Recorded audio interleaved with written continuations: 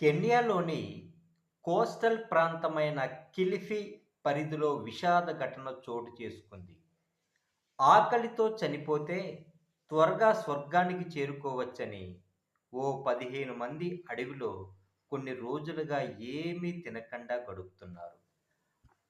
సమాచారం అందుకున్న పోలీసులు గురువారం అడవిలోకి ఘటనా స్థలానికి వెళ్లి చూడగా చాలా మంది కొండ ఊపిరితో కుట్టిమిట్టాడుతున్నారు.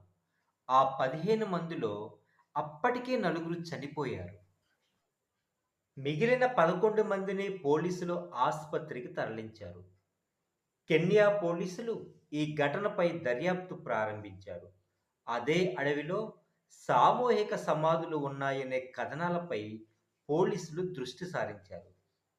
అయితే ఈ ఘటనకు ఒక ఫాస్టర్ కారణమని, ఆయనే వాళ్ళందరికీ అలా ఆకలితో అలమటించి చనిపోతే స్వర్గానికి చేరుకోవచ్చని బ్రెయిన్ వాష్ చేసినట్టు ఆరోపణలు వస్తున్నాయి. మాకెంజీ అనే వ్యక్తి కిలిఫీ పరిధిలోని గుడ్ న్యూస్ ఇంటర్నేషనల్ చర్చిలో పాస్టర్.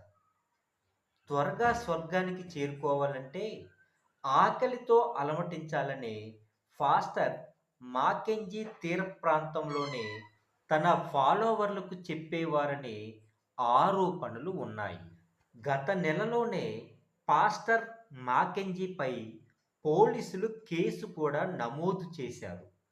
అతను బ్రెయిన్ వాష్ చేయటం వల్లే ఇద్దరు పిల్లలు చనిపోయారనే అభియోగాలు ఆయనపై గత నెలలోనే పాస్టర్ మాకెంజీపై పోలీసులు కేసు కూడా నమోదు చేశారు. అతను బ్రెయిన్ వాష్ చేయటం వల్లే ఇద్దరు పిల్లలు చనిపోయారనే అభియోగాలు ఆయనపై నమోదయ్యాయి. ఆ పిల్లల తల్లిదండ్రులు గుడ్ న్యూస్ ఇంటర్నేషనల్ చర్చిలో జాయిన్ అయిన తరువాత ఈ ఘటన చోటు చేసుకుంది. పాస్టర్ ఆదేశాల ప్రకారం మొదట ముగ్గురు పిల్లలు చనిపోవాలి. తరువాత భార్య, చివరిగా భర్త చనిపోవాలి. పాస్టర్ ఆదేశాలు పాటించిన భార్యాభర్తలు అలాగే చేశారు. చివరికి ఇద్దరు పిల్లలు చనిపోయారు. వారిని కిలిఫీలోని షాకహోలా అడవిలో తల్లిదండ్రులు పాతిపెట్టారు. విషయం బయటికి తెలియడంతో ఆ పాస్టర్ మాకెంజీపై కేసు నమోదైంది. ఇప్పుడు మరో దారుణ ఘటన వెలుగులోకి వచ్చింది. నలుగురు మృతి చెందారు. ప్రస్తుతం ఫాస్టర్ ఆచూకీ తెలియరాలేదు. అయితే మరణించిన ఆ నలుగురి వివరాలు ఇంకా గుర్తించలేదు. ప్రాణాలతో బయటపడిన వారిలో ఒక యువకుడితో సహా పలువురు పరిస్థితి విషమంగానే ఉంది. ఇళ్ల నుంచి రక్షించిన వారిలో చాలా మంది అస్వస్థతతో ఉన్నారని కెన్యా జాతీయ మీడియాకు భద్రతా బలగాలు సమాచారం అందించాయి. మేం వారిని చాలా దారుణ స్థితిలో కనుగొన్నాం.